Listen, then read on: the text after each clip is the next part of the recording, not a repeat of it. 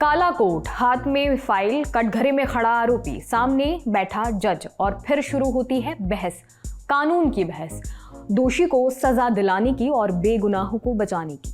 फिल्मों में आपने ये सीन खूब देखा होगा और इससे अगर आपकी दिलचस्पी पैदा हुई हो कानून की पढ़ाई में तो फिर ये वीडियो हम आपके लिए ही लेकर आए हैं।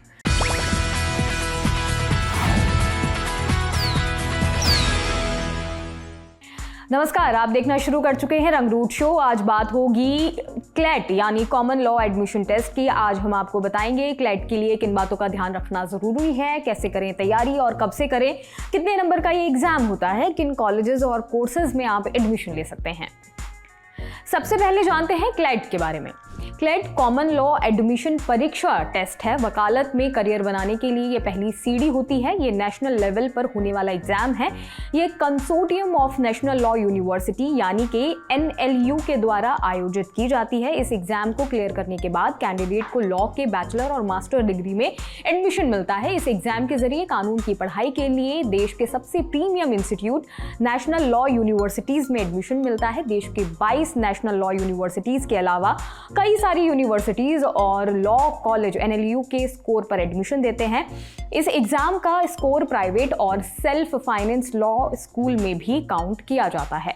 ये तो हो गई क्लैट एग्जाम की बात, लेकिन इस एग्जाम को देने के बाद भी यूजी और पीजी के कोर्सेज में एडमिशन के लिए अलग अलग क्राइटेरिया है। ये क्राइटेरिया क्या है, इसे जानते हैं। सबसे पहले बात करेंगे यूजी के बारे में।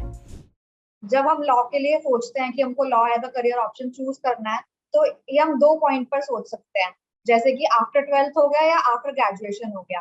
आपने किसी भी फील्ड से कुछ भी करा हो, आप कॉमर्स साइड से हो, साइंस साइड से हो, या फिर नॉन मेड साइड से हो, या फिर आर्ट साइड से हो, आप लॉ कर सकते हो। इसमें कोई मैक्सिमम एज लिमिट नहीं होता है। और आफ्टर 12th जो होता है वो 5 ईयर इंटीग्रेटेड कोर्स के लिए होता है, और जो आफ्टर ग्रेजुएशन होता है वो 3 ईयर एलएलबी कोर्स के लिए होता है। तो बेसिकली जो होता है, जो क्लैट यूजी होता है, वो आफ्टर 12th के लिए होता है, क्लास के लिए होता है। उसमें ये होता है कि सब्जेक्ट्स होते हैं, उसमें उससे रिलेटेड क्वेश्चन पूछते हैं, जैसे English, maths, GK, legal reasoning, legal aptitude. और इस बेसिस पर 150 फुल क्वेश्चन होते हैं, जो कि 2 घंटे में अटेम्प्ट करना होता है क्लैट के एग्जाम के अंडर, यूजी के अंडर। और ये ऑल इंडिया लेवल का टेस्ट है। क्लैट का पूरा फुल फॉर्म है कॉमन लॉ एडमिशन टेस्ट, जो कि पूरे ऑल ओवर इंडिया के बेसिस पे कंडक्ट होता है, के लेवल पे कंडक्ट होता है। और सारी प्राइवेट यूनिवर्सिटी इसको कंसिडर करती है। बेसिकली जो एनएलयू होता है, नेशनल लॉ यूनिवर्सिटी, उसके अंदर एडमिशन लेने के लिए होता है, जो कि हमारे बिल्कुल बेस्ट कॉलेजेस हैं हमारे लॉ के लिए। क्लैट एंट्रेंस एग्जाम को 5 पार्ट्स में डिवाइड किया गया है। English language, logical reasoning, quantitative techniques और करंट अफेयर, जिसमें जर्नल नॉलेज, लीगल रीजनिंग भी शामिल होते हैं। इस एग्जाम में करीब 150 सवाल पूछे जाते हैं। पेपर पूरा करने के लिए आपको 120 मिनट यानी 2 घंटे का समय दिया जाता है। इस एग्जाम में नेगेटिव मार्किंग भी होती है, यानी हर सवाल गलत होने पर आपको 0.25 मार्क्स काटे जाएंगे। अब एलिजिबिलिटी क्राइटेरिया भी जान लेते हैं। जो स्टूडेंट क्लैट के लिए अप्लाई कर रहे हैं उसके लिए 12वीं क्लास में कम से कम 45% अंक होने चाहिए। एससी और एसटी स्टूडेंट को 5% की छूट दी जाती है। साथ ही उनके 12वीं में न्यूनतम 40% अंक होने चाहिए। जो लोग मार्च अप्रैल 2022 में 12वीं की परीक्षा देंगे वो भी क्लैट के लिए आवेदन कर सकते हैं, लेकिन एडमिशन के टाइम उन्हें एग्जाम पास करने का सर्टिफिकेट देना होगा। अब ये जान लेते हैं कि क्लैट यूजी करने के बाद आपके पास करियर ऑप्शन क्या क्या है। तो सिर्फ और सिर्फ यूजी के थ्रू भी कर सकते हैं। अगर आपके पास बहुत ज्यादा ऑप्शन होते हैं यूजी के बाद भी, जैसे कि बनना हो, या फिर पब्लिक प्रोसिक्यूटर बनना हो, पीपी का एग्जाम होता है। जुडिशरी के लिए आप कर सकते हैं, और आप लीगल ऑफिसर बन सकते हैं। जैग, ये एक आर्मी लीगल ऑफिसर का एग्जाम होता है। आप बैंक में लीगल ऑफिसर बन सकते हैं। सेबी और आरबीआई के एग्जाम्स होते हैं, कॉम्पिटिटिव एग्जाम्स इसके अंडर। तो यूजी काफी सारे ऑप्शंस होते हैं। ऐसा नहीं है कि आपको पीजी करना जरूरी होता है, मैंडेटरी होता है। वो हमारे फोटे पर डिपेंड करता है कि हम आगे क्या परस्यू करना चाहते हैं।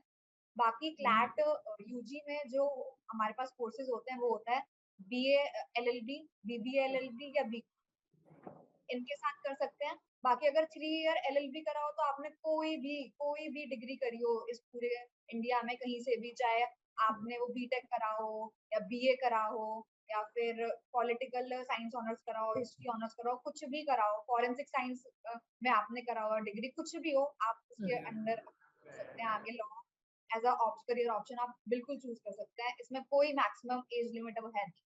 ये तो हो गई यूजी की बात। अब आते हैं पीजी पर। सबसे पहले जानते हैं कि क्लेट पीजी में हम कौन कौन से कोर्स कर सकते हैं। क्लैट पीजी में हम जो करते हैं, तो हम पीएसयूज में जो क्लैट का स्कोर आता है ना, पीएसयूज उनको कंसिडर करती हैं, तो हमको गवर्नमेंट जॉब भी मिल जाती है पीएसयूज में। बाकी एलएलएम करने के बाद आप नेट का क्वालिफाई एग्जाम कर सकते हो, उसके बाद आप रिसर्चर भी बन सकते हैं, लीगल रिसर्चर भी बन सकते हैं। और एलएलएम के साथ तो आप कुछ भी कर सकते हैं। अब आपको प्रैक्टिस करनी है, आगे आप प्रैक्टिस करिए। आपको लिटिगेशन में जाना, कॉर्पोरेट में जाइए। ये आपको किसी भी चीज से कन्फाइंड नहीं करेगा पीजी कोर्स। उसके बाद भी आपके पास बहुत ज्यादा सारे के सारे करियर ऑप्शंस ओपन ही रहते हैं। अब क्लेट पीजी के लिए एलिजिबिलिटी क्राइटेरिया भी जान लेते हैं। उम्मीदवार ने किसी मान्यता प्राप्त विश्वविद्यालय से एलएलबी की हो, journal, PWD, NRI, OBC, OCI, POI वाले कैंडिडेट को एग्जाम में पास होने के लिए 50% अंक होने चाहिए। अनुसूचित जनजातियों और अनुसूचित जातियों के लोगों को 5% की छूट दी जाती है। क्लेट एग्जाम देने के लिए कोई एज लिमिट नहीं है। क्लेट पीजी का जो क्वेश्चन पेपर होता है वो कुछ इस तरीके से होता है, एक नजर डालते हैं। क्लेट पीजी का एग्जाम 120 नंबर का होगा। एग्जाम पूरा करने के लिए आपको 2 घंटे का वक्त मिलेगा। हर सवाल 1 नंबर का होगा। पेपर में नेगेटिव मार्किंग की जाएगी, यानी अगर आपने किसी सवाल का गलत जवाब दिया है तो आपके 0.25 मार्क्स काटे जाएंगे। परीक्षा में मल्टीपल चॉइस क्वेश्चन पूछे जाते हैं। अगर आप पीजी का एंट्रेंस एग्जाम दे रहे हैं तो इसमें administrative law, law of contract, family law, criminal law, property law, company law, public international law, environmental law and labour law जैसे सिलेबस कवर किया जाता है। इसके इर्द गिर्द भी सवाल पूछे जाते हैं। इस एग्जाम को काफ़ी टफ माना जाता है, लेकिन किसी भी टफ एग्जाम को क्लियर करने के लिए सबसे ज़्यादा इंपॉर्टेंट होती है हमारी स्ट्रैटेजी। स्ट्रैटेजी के साथ कुछ बातों का ध्यान रखना बेहद ज़रूरी है। सबसे ज्यादा इम्पोर्टेंट चीज जो है इस एग्जाम को, जो कि सबसे ज्यादा जो बच्चे हैं जो उस पर बिल्कुल फोकस नहीं करते हैं, वो है कि वो न्यूज़पेपर रीड करना छोड़ देते हैं।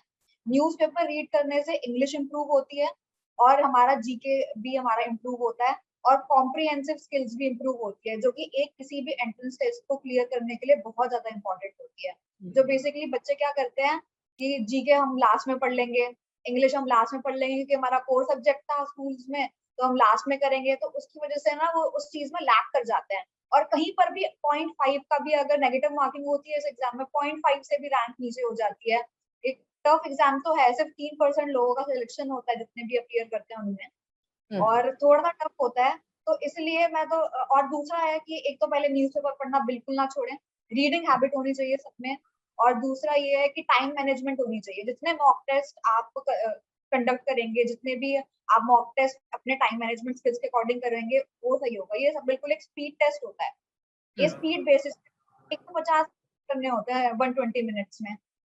तो ये आप देख रही हैं कि क्वेश्चन ज्यादा है, मिनट टाइम ड्यूरेशन से ज्यादा, तो टाइम मैनेजमेंट स्किल्स जरूर होनी चाहिए इस एग्जाम को क्लियर करने के लिए, क्योंकि कट ऑफ हाई जाता है। हालांकि क्लेट एग्जाम में बैठने के लिए कोई एज लिमिट नहीं है। इसका मतलब है कि आप किसी भी एज में कानून की पढ़ाई के लिए दी जाने वाली एंट्रेंस एग्जाम के लिए अप्लाई कर सकते हैं। बता दें कि क्लेट 2023 का एग्जाम ऑफलाइन मोड में होगा। इसके लिए सिर्फ ऑनलाइन ही आवेदन कर सकते हैं। साथ ही ये एग्जाम 18 दिसंबर 2022 को होगा। अब आपके मन में एक सवाल उठ रहा होगा, पढ़ाई पूरी हो गई, अब क्या करें, कैसे कैसे ऑप्शन हैं, कैसे अपने करियर को एक दिशा दें। तो इस शंका को भी हम दूर किए देते हैं। हमारे पास लॉ डिग्री आ गई है, तो उसके बाद हमको सबसे पहले एक स्टेट बार में ना एनरोल करवाना होता है। तब हर एक स्टेट का अपना एक बार होता है, उसके अंदर हमको एनरोल करवाना होता है। उसके बाद एक ऑल इंडिया बार एग्जामिनेशन होता है, हमको वो क्लियर करना होता है। तो वो क्लियर करने से हम ऑल ओवर इंडिया में कहीं पर भी प्रैक्टिस कर सकते हैं। किसी भी अगर हम एक स्टेट में अगर हम एनरोल कराएंगे तो हम सिर्फ उसी स्टेट में प्रैक्टिस कर सकते हैं। पर अगर हमने ये AIB एग्जाम हमने क्लियर कर लिया तो हम ऑल ओवर पूरे इंडिया में कहीं पर भी प्रैक्टिस कर सकते हैं। बाकी ये तो हमारा लिटिगेशन साइड हो गया। इसके बाद हम पब्लिक प्रोसिक्यूटर भी बन सकते हैं। इसमें हमारा जो होता है वो कॉम्पिटिटिव एग्जाम भी होता है।